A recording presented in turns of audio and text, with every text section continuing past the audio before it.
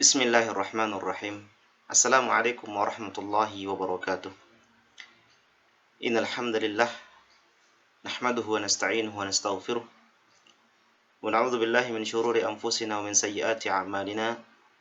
Man yahdihillahu fala mudilla lahu wa man yudlil fala hadiya lahu. Asyhadu an la ilaha illallah wahdahu la syarika lah wa asyhadu anna Muhammadan 'abduhu wa rasuluhu la nabiyya ba'dah. Amma ba'd.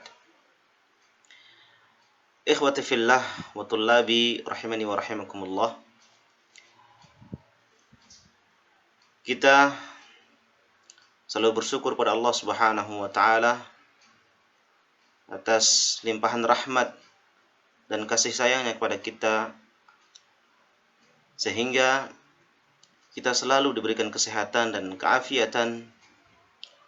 Kita selalu diberikan kemudahan-kemudahan oleh Allah Subhanahu wa taala, dan kita tidak lepas dari doa-doa yang kita panjatkan kepada Allah Subhanahu wa taala dalam mendapatkan semua keridhaan, dalam mendapatkan ridha dari Allah Subhanahu wa taala. Tentu kita berdoa kepada Allah Subhanahu wa taala agar kita senantiasa tetap diberikan kesehatan dan keafiatan, kemudahan-kemudahan dalam memahami setiap ilmu-ilmu yang kita pelajari, dan kita juga berdoa tetap dimudahkan oleh Allah Subhanahu wa taala agar segala urusan kita, segala masalah yang kita hadapi selama ini bisa diselesaikan, bisa terselesaikan dan diberikan pertolongan oleh Allah Subhanahu wa taala. Thulabi rahimani wa rahimakumullah. Setelah kita menjalani ujian tengah semester, kita berjumpa kembali dalam pelajaran Sirah Nabawiyah, yang insya Allah pada pertemuan kali ini kita akan membahas mengenai salah satu peristiwa awal-awal dakwah Rasulullah Sallallahu Alaihi Wasallam, yaitu tentang Bai'atul Aqabatis Tsaniyah, yaitu tentang Bai'ah Aqabah yang kedua, perjanjian Aqabah yang kedua. Di sini Syekh menyebutkan fi musimil hajj fi sanati tsalitsati asyarah minan nubuwah. Jadi pada musim haji tahun ke-13 atau setahun setelah Bai'atul Aqabatil Ula, setelah bai'at yang pertama, pada tahun ke-13 dari kenabian Nabi sallallahu alaihi wasallam, hadara li adai manasikil hajj bid'un wa sab'una nafsan minal muslimin min ahli Yathrib. Datanglah orang-orang dari Yathrib, dari Madinah, ke Mekah tentu untuk melaksanakan ibadah haji. Mereka-mereka yang sudah masuk Islam, mereka-mereka yang masih jauh dari Nabi Shallallahu Alaihi Wasallam, tinggalnya di kota Yathrib, datang ke sana untuk bertemu dengan Rasulullah Shallallahu Alaihi Wasallam.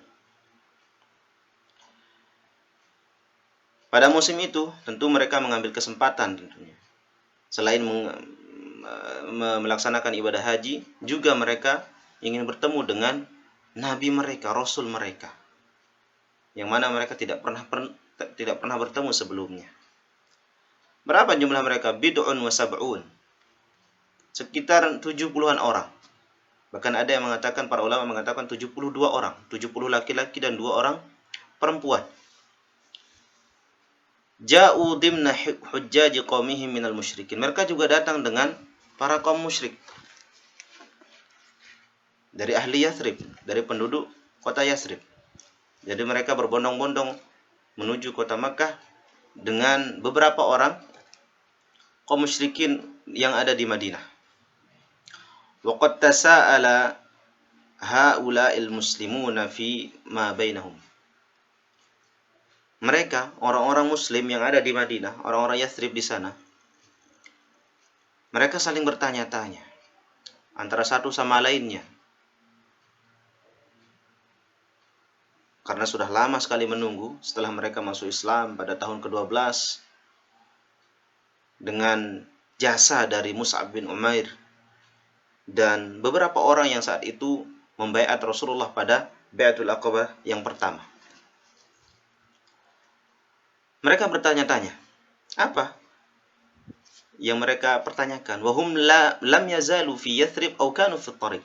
Dan saat itu mereka berada di Yathrib, masih berada di Yathrib.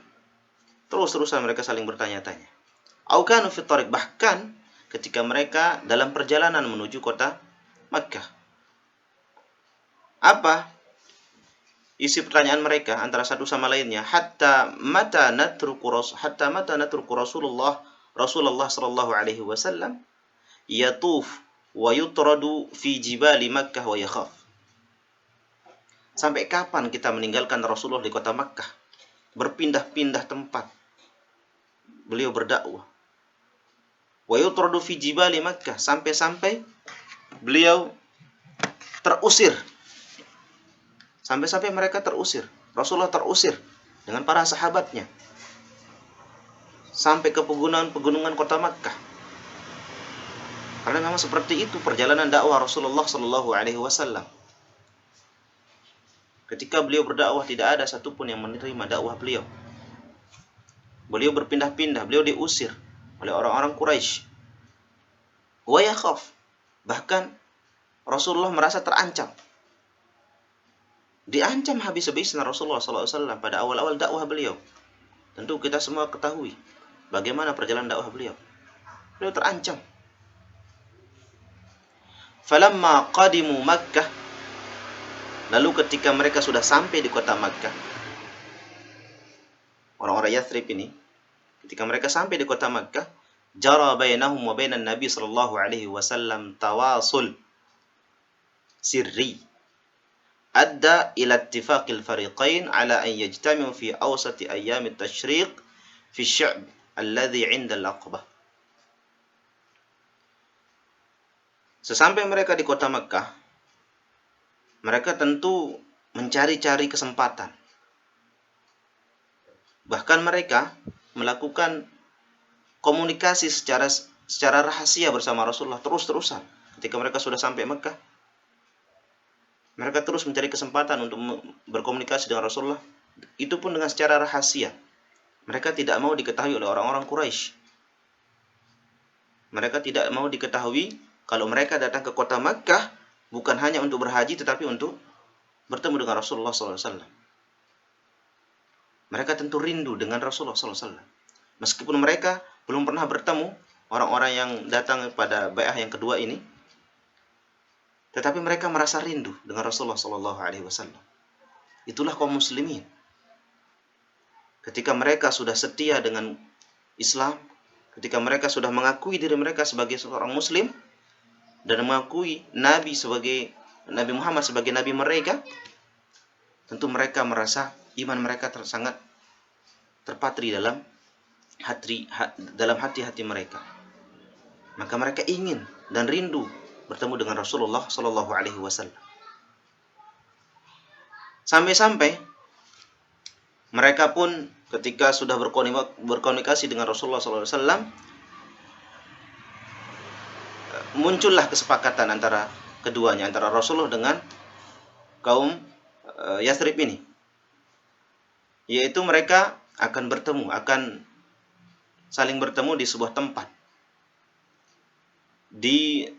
tempat, atau lembah yang ada di Aqabah. Aqabah ini sebuah daerah, bisa dikatakan tempat di sekitaran kota Makkah. Nah, disitulah kaum ahli Yathrib, penduduk dari Yathrib dan Rasulullah bertemu. Haitsul jumratul ula min Mina, setelah melakukan jumratul ula.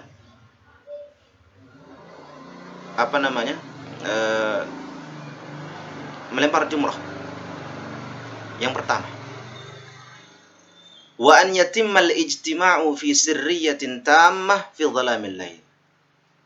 Dan pertemuan antara orang-orang Yathrib dengan Rasulullah sallallahu alaihi wasallam itu juga tidak dilakukan secara terang-terangan, Tidak dilakukan pada siang hari, pagi hari, tidak.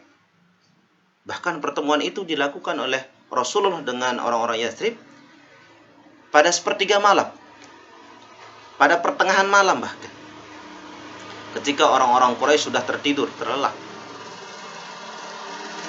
Jadi mereka tidak mau diketahui oleh orang-orang Quraisy. Maka ketika malam tiba, ketika sudah tengah malam, mereka bangun, dan itu pun juga mereka pun berendap-endap jalan. Dari perkemahan mereka keluar secara pelan-pelan. Karena tidak mau diketahui oleh orang-orang Quraisy. Maka Rasulullah pun datang menemui mereka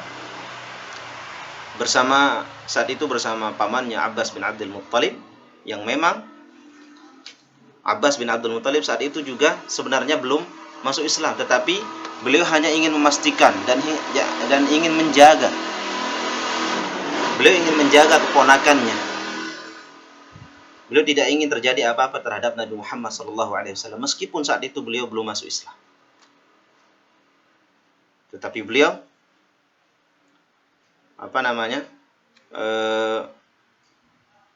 ingin menjaga Nabi SAW, ingin memastikan keselamatan bagi Nabi SAW. Itulah Abbas bin Abdul Muttalib, seorang paman Nabi SAW. Maka terjadilah pertemuan antara keduanya, antara Rasulullah dengan kaum Yathrib, dan disitulah mereka dibayar oleh Nabi SAW pada pertengahan malam. Jadi apa yang bisa kita ambil dari hikmah dari peristiwa tersebut? Tentu dakwah ini terus kita harus sampaikan kepada siapapun. Tidak perlu takut, tidak perlu khawatir tentang apa yang akan terjadi setelahnya. Yang terpenting adalah kita bersabar terhadap setiap musibah dan ujian yang menimpa kita ketika kita berdakwah kepada siapapun itu. Nabi SAW banyak sekali ujian dan cobaan yang beliau hadapi, tetapi beliau terus menjalankan amanah dari Allah Subhanahu wa taala untuk tetap menyebarkan agama Islam ini. Maka kita sebagai seorang muslim tentu harus menjaga Islam ini dengan benar, harus memegang kuat agama ini dengan seerat-eratnya, supaya kita bisa menjaga Islam ini dan menyebarkan Islam ini kepada siapapun itu, menjaga syariat-syariat Islam ini dan dakwah ini kepada siapapun itu. Hadza wallahu taala a'la wa a'lam. Subhanakallahumma wa bihamdik, asyhadu an la ilaha illa anta, astaghfiruka wa atubu ilaik. Assalamualaikum warahmatullahi wabarakatuh.